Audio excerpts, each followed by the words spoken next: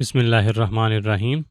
10th class की bio chapter number 1 और उसकी एक्सरसाइज इस वीडियो में इंशाल्लाह हम कवर करने जा रहे हैं। सबसे पहले हमारे पास हैं जी MCQs. Select the correct answer for the following questions. The three portion of the small intestine in the correct order are. कि स्मॉल इंटेस्टाइन के जो पोर्शंस हैं उनकी सही तरतीब क्या है। ठीक है, हमारे पास ये दो हैं ड्यूडेनम के साथ, एक इलियम से स्टार्ट हो रहा है। ये जो दो पहले हम इनको देख लेते हैं। जो हमारा थ्री ऑप्शन है, ऑप्शन सी है, इसमें हमारे पास है जी कॉलम, कैसियम और rectum.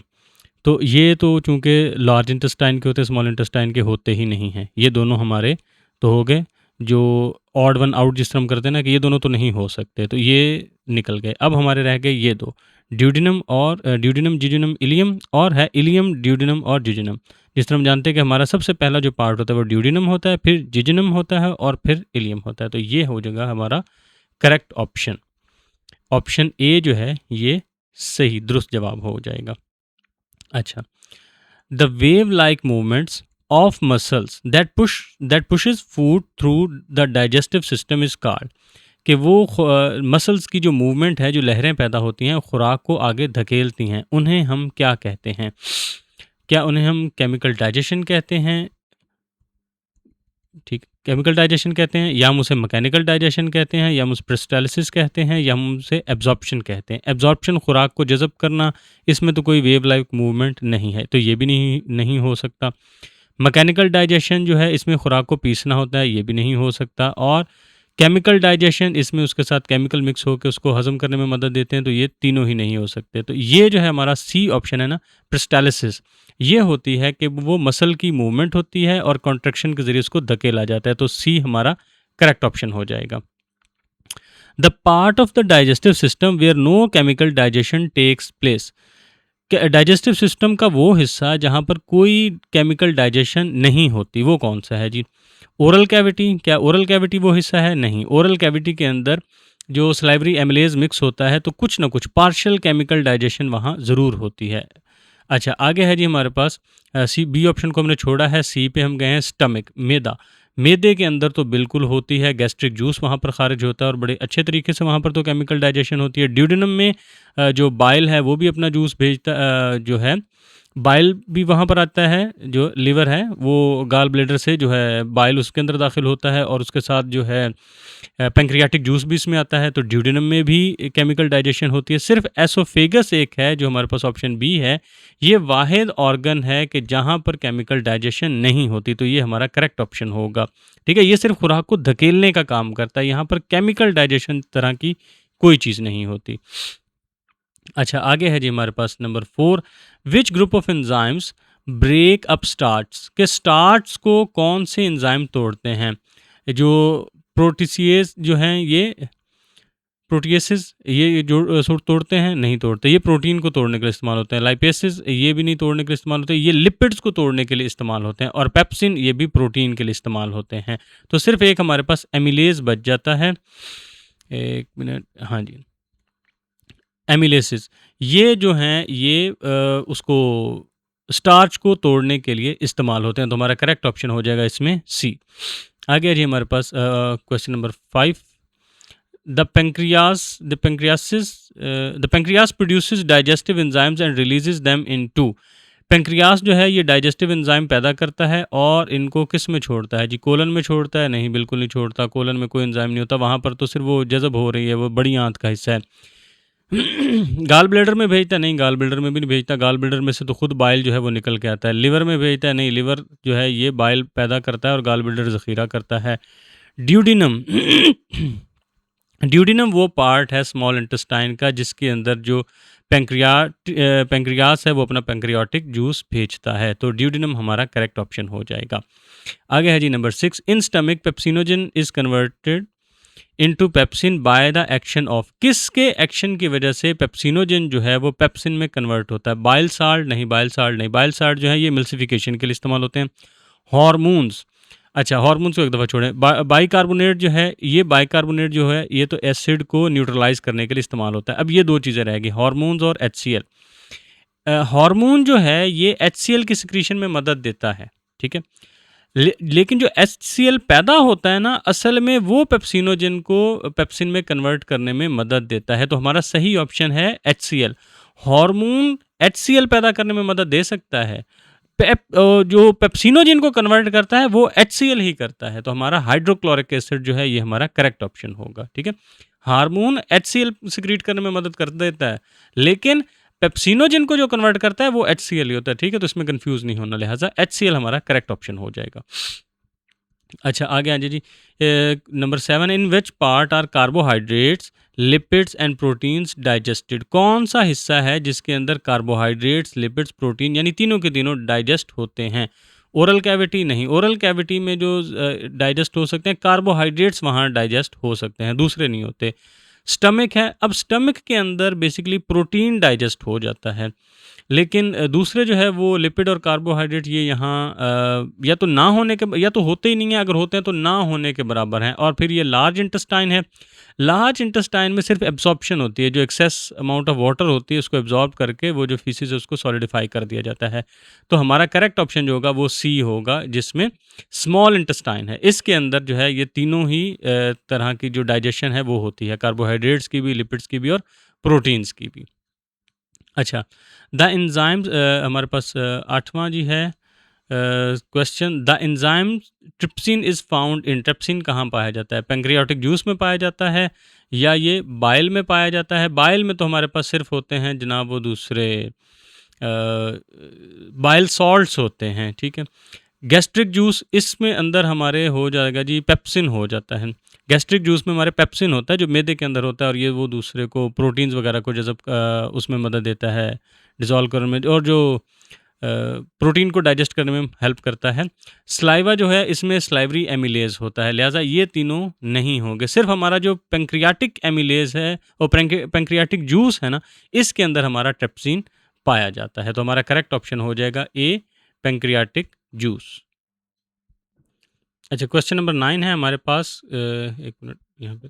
The common bile duct carries bile from gall bladder to, के जो कॉमन बाइल डक्ट होती है गाल ब्लेडर से बाइल लेकर आगे कहाँ पहुँचाती है? क्या ये स्टमक तक पहुँचाती है? नहीं, बिल्कुल स्टमक में नहीं पहुँचाती। स्टमक से थोड़ा सा आगे गुजर के ही तो ये कॉमन बाइल डक्ट होती है, जहाँ पे उधर पेंक्रियाटिक जूस, अपना पेंक्रियास जो है अपना पेंक्रियाटिक जूस भेज रहा है, और यहाँ से गाल ब्लेडर से बाइल जा रहा है, तो स्टमक तो नहीं हो सकता। ड्यूडेनम को एक दफ़ा छोड़ दें। कॉलम जो है, कॉलम वैसे ही आगे चला जाता है, उसमें लार्ज इंटेस्टाइन में आ जाता है, तो इसमें भी नहीं कॉमन बाइल डक्ट अपना जूस भेजती। पेंक्रियास जो है ये तो खुद पेंक्रियाटिक जूस अपना खारिज कर रहा है, बजाय इसके कि बाइल को इसकी जानिब भेजा जाए, तो खुद अपना है जूस खारिज करता है, जो आगे जाके कॉमन बाइल डक्ट में शामिल होता है। तो एक हमारे पास रहेगा ड्यूडेनम। यहाँ पर है कि वहाँ से बाइल गाल ब्लेडर से, और पेंक्रियास से पेंक्रियाटिक जूस, ये दोनों मिलके इसकी तरफ जाते हैं, तो ड्यूडेनम में खारिज होता है। जो कॉमन बाइल डक्ट है वो बाइल को गाल ब्लेडर से लेकर ड्यूडेनम की तरफ लेके जाती है। आगे है जी हमारे पास इसका question number 10, why the small intestine has many folds and contains villi and microvilli, कि ये किस लिए इसके ऊपर होते हैं? स्मॉल इंटेस्टाइन के ऊपर जो एक तो उसकी अपनी तहें बहुत ज़्यादा होती हैं, फिर उसके ऊपर जो विली होते हैं और माइक्रोविली होते हैं, ये किस लिए होते हैं? पहला जी, to slow down the passage of food, ताकि खुराक जो है वो आहिस्ता से गुजरे, नहीं तो ये इसका कोई काम नहीं होता। To prevent the back flow of chyme, कि ये जो काइम है ये पीछे की जानिब ना चला जाए, तो इसके लिए हमारे पास होता है वो दूसरा स्फिंक्टर लगे हुए होते हैं स्टमक के साथ, वो होते हैं बैक फ्लो को रोकने के लिए। एंजाइम पैदा करने के लिए, एंजाइम पैदा करना एक छोटा सा काम है उसका, ठीक है, लेकिन ये उसका मेजर काम नहीं है। असल जो उसका काम होता है, ये जो स्ट्रक्चर है वो मेन जिस चीज़ के लिए है वो है टू प्रमोट फूड एब्जॉर्प्शन। ठीक है, तो उसमें कंफ्यूज नहीं होना, हमारा सही जवाब जो होगा वो फूड एब्जॉर्प्शन होगा, कि खुराक को जज़ब करने के लिए होता है ये। ठीक है, अब हम अपनी स्क्रीन को थोड़ा सा लार्ज कर लें जी। अब हम चले जाते हैं अपने शॉर्ट क्वेश्चंस की जानिब, के शॉर्ट आंसर्स लिखने हैं। सबसे पहले जी, state the role of salivary glands in digestion, तो ये सारा हम जो पीछे पढ़ के आए हुए हैं, जब हमने जहाँ पे ओरल कैविटी पढ़ा था, तो ये सारा हमने वहाँ पर डिस्कस ऑलरेडी कर चुके हैं, यहाँ आप इसको देख सकते हैं। बाकी इसको एक्सप्लेन समझाया वहाँ जा चुका है, दोबारा नहीं इसको समझाऊंगा। जिसने भी इसको दोबारा देखना है तो वो जो ओरल डाइजेशन वाला पोर्शन था, ओरल डाइजेशन वाला टॉपिक है, वीडियो है, उस पर जाके इसको देख सकते हैं। अच्छा, आगे उससे है जी, what do the terms swallowing and peristalsis mean, कि स्वेलविंग और प्रेस्टालिसिस से क्या मुराद है? ये भी मैंने वहाँ पे एक्सप्लेन किए हुए हैं। इसको भी कोई समझाने की ज़रूरत नहीं। स्वेलविंग जो है निगलने का अमल है पार्शियल और केमिकल डाइजेशन के बाद, ठीक है। ये भी सारा वहीं से एज़ इट इज़ मैंने उठा के यहाँ पे कॉपी किया हुआ है, जो हमने पीछे एक्सप्लेन कर दिया, और इसकी उर्दू इबारत भी वहाँ मैंने अच्छे से बता दी हुई है। तो यही इसका आंसर है। स्वेलविंग और पेरिस्टाल्सिस को आप वहाँ से समझना हो तो दोबारा आप समझ सकते हैं, और अगर उर्दू इबारत भी देखनी हो तो वहीं से दोबारा देखनी पड़ेगी। अच्छा, उसके बाद आ गया जी हमारे पास question number 3, what are the function of HCl in gastric juice, ठीक है। ये भी मैंने वहीं से उठा के दिया है कि ऐसे हाइड्रोक्लोरिक एसिड जो है वो पेप्सिनोजन को एक्टिव एंजाइम पेप्सिन में कन्वर्ट करता है, और पेप्सिन जो है ये बड़े मॉलिक्यूल को तोड़कर छोटे अमाइनो एसिड की चेन में तकसीम कर देती है, जिसको हम पेप्टाइड्स कहते हैं। हाइड्रोक्लोरिक एसिड जो है ये बीमारियाँ भगाने वाले, जो बीमारियाँ फैलाने वाले जो बैक्टीरिया होते हैं खुराक में मौजूद होते हैं, उनको भी ख़त्म करने में काम आता है। अच्छा, पैंक्रियाटिक जूस का, ये भी हम शॉर्ट क्वेश्चंस की फॉर्म में पीछे करके आ चुके हैं कि इसके जूस का डाइजेशन में क्या किरदार है, ये भी मैं वहाँ एक्सप्लेन कर चुका हूँ डाइजेशन ऑफ फूड में। अच्छा, उसके बाद है जी ब्रीफ स्ट्रक्चर ऑफ विली, इनका स्ट्रक्चर कैसा होता है, ये भी हम पढ़ चुके हैं कि इसके अंदर वो मिलियन फिंगर लाइक प्रोजेक्शन होते हैं, इनको हम विली कहते हैं, और ये सिंगल लेयर सेल से बने होते हैं। इनके अंदर ब्लड कैपिलरीज होते हैं और लिम्फेटिक वेसल्स, लिम्फ वेसल होते हैं, उनको हम लैक्टियल कहते हैं। ग्लाइसरोल फैटी एसिड इसके अंदर मौजूद होते हैं, जो in the small intestine enter the lacteals of villi, villi के लैक्टियल्स में वो दाखिल हो जाते हैं, जो ग्लाइसरोल फैटी एसिड्स वगैरह होते हैं। ये भी हम सारा वहाँ पर डिस्कस कर चुके हैं। उसके आगे जी हमारा शॉर्ट क्वेश्चन नंबर 6 है कि अल्सर्स की सिम्टम्स और कॉजेज़ क्या हैं। ये जो हमारा अल्सर वाला टॉपिक था उसके अंदर हमने इसको डिस्कस कर लिया हुआ है। ये पीछे वाला जो है, ये विली का जो स्ट्रक्चर है ये स्मॉल इंटेस्टाइन में आपको मिल जाएगा, और पैंक्रियाटिक जूस जो है, पैंक्रियाटिक जूस कहाँ पे आ रहा है, ये भी उसमें ही आ जाएगा, क्या उसको कहते हैं कि स्मॉल इंटेस्टाइन के करीब ही, क्योंकि पैंक्रियाट का जूस जो है वो उसमें आ रहा होता है ड्यूडिनम में। तो उम्मीद है ये भी आपको वहाँ मिल जाएगा। और ये सारा जो है HCl का गैस्ट्रिक जूस, ये स्टमक में मिल जाएगा आपको, ठीक है। और ये उससे पीछे है पेरिस्टालिसिस, पेरिस्टालिसिस एसोफेगस में मिल जाता है। स्वेलविंग जो आपको ओरल कैविटी में मिल जाएगा, ठीक है। ये सारा मैंने एक्सप्लेन किया हुआ है, इसमें कोई ऐसी चीज़ नहीं है जिसको दोबारा समझाने की ज़रूरत हो, एड्रेस करने की ज़रूरत हो। और ये वाला जो है क्वेश्चन नंबर 6 है, ये सिम्टम्स एंड और कॉजेज़ हैं अल्सर की, तो ये अल्सर वाले टॉपिक में आपको मिल जाएगा, ठीक है। आ गया जी इंक्विजिटिव क्वेश्चंस, इनको हम एक्सप्लेन कर देते हैं क्योंकि ये हमने पहले नहीं किए हुए। अच्छा, हमारे पास क्या है, पहला सवाल क्या है, why does someone with liver disease have difficulty in digesting fats. वो इंसान जिसको जिगर की बीमारी में मुब्तला हो, उसको चिकनाई हज़म करने में क्यों मुश्किल पेश आती है, ठीक है। आंसर होगा जिसका लैक ऑफ बाइल, बाइल की कमी, ठीक है। The liver produces bile, liver bile पैदा करता है, विच कंटेन्स बाइल साल्ट्स, जिसके अंदर बाइल नमकियात मौजूद होते हैं। लिवर बाइल पैदा करता है जिसके अंदर बाइल नमकियात मौजूद होते हैं। These salts are responsible for emulsification, ये साल्ट्स इमल्सिफिकेशन का काम करते हैं। Breaking down large fats into tiny droplets, यानी बड़े बड़े फैट्स यानी बड़ी फैट को छोटे छोटे कतरों में तब्दील करते हैं। Reduce lipase action, lipase action की कमी, ठीक है, ये हेडिंग हो जाएगी, उर्दू मीडियम वाले बच्चों के लिए बता रहा हूँ। In liver disease bile production decreases, जिगर बीमारी में मुब्तला होने के बायस बाइल की पैदावार में कमी वाक़ हो जाती है। विदाउट इमल्सिफिकेशन, इमल्सिफिकेशन के बगैर the enzyme lipase can not effectively break down fats, enzyme lipase enzyme मौसर तौर पर फैट्स को नहीं तोड़ पाता। This leads to poor fat digestion, जो कि चर्बी की या जो कि चिकनाई की नाकिस हाजमे की वजह बनती है, या जो चिकनाई के मुनासिब तौर पर हज़म ना होने की वजह बनती है। इमल्सिफिकेशन के बगैर लाइपेज एंजाइम अपना काम मौसर तौर पर नहीं कर पाता, यानी कि चिकनाई को नहीं तोड़ पाता। इस वजह से चिकनाई सही तौर पर हज़म नहीं हो पाती। इस तरह की इबारत लिख देंगे हमारे उर्दू मीडियम वाले बच्चे। अच्छा, वाई इज़ इट इम्पॉर्टेंट, ये क्यों अहम है, to maintain a healthy balance of gut bacteria, आंतड़ियों में जो आंतों में बैक्टीरिया होते हैं इनका सेहतमंद तवाज़न कायम रखना क्यों ज़रूरी होता है, ठीक है, क्यों इम्पॉर्टेंट है ये। Nutrient synthesis and production, nutrients की पैदावार और तहफ़्फ़ुज़ इसके लिए ज़रूरी होता है, ये हेडिंग हो जाएगी।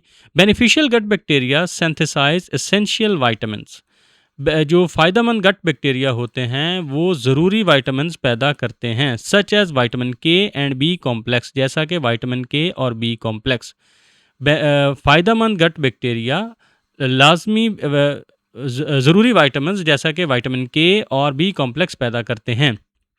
And protect the digestive tract और निज़ाम हाजमे के रास्ते की हिफाजत करते हैं against harmful pathogenic micro organisms. नुकसानदेह बीमारियां फैलाने वाले माइक्रो ऑर्गेनिजम्स के खिलाफ हाजमे के रास्ते की हिफाजत करते हैं या डाइजेस्टिव सिस्टम के रास्ते की हिफाजत करते हैं। फ़ायदेमंद गट बैक्टीरिया ज़रूरी विटामिन पैदा करते हैं जैसा कि विटामिन के और बी कॉम्प्लेक्स। और इसके साथ साथ ऐसे भी लिख सकते हैं, और इसके साथ साथ ये बीमारियां फैलाने वाले नुकसानदेह माइक्रो ऑर्गेनिजम्स के खिलाफ डाइजेस्टिव ट्रैक्ट की हिफाजत करते हैं या निज़ाम हाजमे के रास्ते की हिफाजत भी करते हैं। ये हो जाएगा। डाइजेशन एंड इम्यूनिटी, हाजमा और कुव्वत मुदाफ़ियत, ये हेडिंग हो जाएगी उर्दू मीडियम वाले बच्चों के लिए। They assist in breaking down indigestible complex carbohydrates, ये ना हज़म होने वाले पेचीदा कार्बोहाइड्रेट्स को तोड़ने में मदद करते हैं। फाइबर यानी वो कॉम्प्लेक्स कार्बोहाइड्रेट्स कौन से हैं? फाइबर्स हैं। ये पेचीदा कार्बोहाइड्रेट्स यानी मसलन फाइबर, ये ना हज़म होने वाले पेचीदा कार्बोहाइड्रेट्स यानी कि फाइबर को तोड़ने में मदद करते हैं। And help maintain a strong immune system in the gut, और आंतों में एक मजबूत मदाफ़ती निज़ाम कायम करने में मदद देते हैं। ये ना हज़म होने वाले पेचीदा कार्बोहाइड्रेट्स यानी कि फ़ाइबर को तोड़ने में मदद देते हैं और आंतों के अंदर एक मजबूत मदाफ़ती निज़ाम कायम करने में मदद करते हैं। आगे है जी हमारे पास तीसरा शॉर्ट क्वेश्चन यानी इंक्विजिटिव क्वेश्चंस हैं, उसका तीसरा जो है हमारे पास question, how a malfunction in the cardiac sphincter, cardiac sphincter अगर ख़राब हो जाए, वो सही तौर पर काम ना करे, लीड टू एसिड रिफ्लेक्स, तो हमें वो सीने की जलन जो पीछे की यानी उल्टी सी आती महसूस होती है, खुराक ऊपर की तरफ है जो खाया हुआ ऊपर की तरफ आ रहा महसूस होता है, ये क्यों होता है या ये कैसे उसकी वजह बन सकता है? कार्डिक स्फिंक्टर कौन सा होता है? वो स्फिंक्टर जो स्टमक के एसोफेगस वाली साइड पर लगा होता है, और जो दूसरा वो स्मॉल इंटेस्टाइन वाली साइड पर लगा होता है वो होता है कौन सा? Pyloric sphincter. ठीक है। फेलियर टू क्लोज, बंद होने में नाकामी या बंद ना हो पाना, ये हेडिंग हो सकती है sorry. The cardiac sphincter is a ring of muscle between the oesophagus and stomach, cardiac sphincter एक पट्ठों का छल्ला है जो एसोफेगस और स्टमक के दरमियान या मैदे के दरमियान पाया जाता है। That normally closes after food passes through, जो आम तौर पर खुराक के गुजर जाने के बाद बंद हो जाता है। कार्डिक स्फिंक्टर पट्ठों का एक छल्ला है जो एसोफेगस और मैदे के दरमियान पाया जाता है, जो कि आम तौर पर खुराक गुजर जाने के बाद बंद हो जाता है। ठीक है, आम हालत में ऐसे ही है कि वो बंद हो जाता है। अच्छा, आगे क्या है? एसिड रिगर्जिटेशन, अच्छा तेजाबियत पैदा हो जाना या तेजाबी मतली, इस तरह का कोई इसका बन सकता है। If this muscle relaxes abnormally, अगर ये मसल ज़रूरत से ज़्यादा खुल जाए और फेल्स टू क्लोज टाइटली, या मजबूती से बंद होने में नाकाम हो जाए, या यह मजबूती से बंद कर दे तो उसके लिए ज़्यादा बेहतर है, या मजबूती से बंद होने में नाकाम हो जाए। अगर ये मसल ज़रूरत से ज़्यादा खुल जाए या मजबूती से बंद होने में नाकाम हो जाए, acidic gastric juice from the stomach, तो मैदे से तेजाबी गैस्ट्रिक जूस, ज़्यादा बेहतर है आप लिख दें acidic gastric juice, flows back into oesophagus, दोबारा एसोफेगस में वापस आ जाता है। अगर ये मसल ज़रूरत से ज़्यादा खुल जाए या मजबूती से बंद होने में नाकाम हो जाए तो मैदे से एसिडिक गैस्ट्रिक जूस वापस एसोफेगस में आ जाता है, कॉजिंग अ बर्निंग सेंसेशन, जिसकी वजह से जलन पैदा होती है, नोन एज हार्ट बर्न, जिसे सीने की जलन और एसिडिक रिफ्लेक्स कहा जाता है। ठीक है, ये इबारत हो जाएगी हमारे उर्दू मीडियम वाले बच्चों के लिए। अच्छा, आगे है जी चौथा है question, why is it necessary to store bile in the gall bladder before it is released, gall bladder के अखराज से पहले उसे बाइल के अखराज से पहले उसे गाल ब्लेडर में ज़ख़ीरा करना क्यों ज़रूरी होता है? ठीक है, सीधा ऐसे ही क्यों नहीं होता कि डायरेक्ट उसको हम भेजते जाएं जहां हमने उसको भेजना है। ठीक है, गॉल ब्लैडर से कहाँ भेजते हैं इसको, बाइल को हम ड्यूडेनम में भेजते हैं, स्मॉल इंटेस्टाइन में भेजते हैं। तो डायरेक्ट वहाँ क्यों नहीं भेज देते हम, पहले इसको जो लिवर बनाता है तो इसको गॉल ब्लैडर में क्यों स्टोर करता है, ये हम जानते हैं जी। आंसर है जी हमारा कंसंट्रेशन ऑफ बाइल, बाइल की कंसंट्रेशन, एक वजह तो उसकी कंसंट्रेशन है, ठीक है। The gall bladder concentrates dilute bile produced by the liver. Gall bladder जिगर के पैदाशुदा बाइल को उसके डाइल्यूट बाइल को कंसंट्रेटेड सॉल्यूशन में तब्दील करता है, या पतले को गाढ़े में तब्दील करता है, पतले बाइल को गाढ़े बाइल में तब्दील करता है bye absorbing excess water and inorganic salts, उसमें से इजाफी पानी और इनऑर्गेनिक साल्ट्स को जज़ब करके पतले बाइल को गाढ़े बाइल में तब्दील करता है।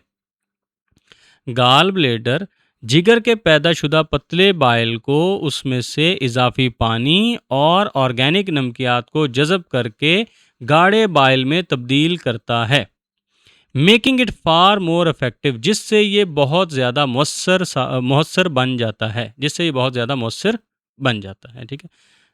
गॉल ब्लैडर जिगर के पैदाशुदा पतले बाइल को उसमें से इजाफी पानी और इनऑर्गेनिक साल्ट्स को जज़ब करके गाढ़े बाइल में तब्दील कर देता है, जिससे वो बहुत ज़्यादा मौसर बन जाता है। कंट्रोल्ड रिलीज, मतवाजन इखराज, ये हेडिंग बन जाएगी। It serves as a storage reservoir that releases a concentrated dose of bile into the duodenum.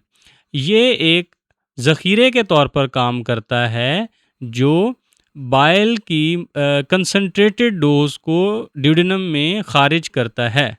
Specifically when fatty food enters the small intestine, ख़ास तौर पर जब स्मॉल इंटेस्टाइन में चिकनाई वाली खुराक का दाखला होता है, ठीक है। ये हो जाएगा कि मतवाजन इखराज, ये रिजर्वायर के तौर पर काम करता है और बाइल की कंसनट्रेटेड डोज को ड्यूडेनम में खारिज करता है, ख़ास तौर पर तब खारिज करता है जब स्मॉल इंटेस्टाइन में चिकनाई वाली खुराक का दाखला होता है। तो इस तरह से हमारे जो हैं शॉर्ट क्वेश्चन जो हैं दोनों तरह के वो हो गए, इसमें हमारे इंक्विजिटिव वाले भी आ गए और जो हमारे शॉर्ट क्वेश्चन जिनकी हेडिंग भी शॉर्ट क्वेश्चन और जो सी पार्ट और डी पार्ट, ये हमारा सारा मुकम्मल हो गया। इंशाल्लाह नेक्स्ट वीडियो में हम अपना जो लॉन्ग क्वेश्चन वाला डिटेल क्वेश्चन वाला पार्ट है उसको कवर करेंगे।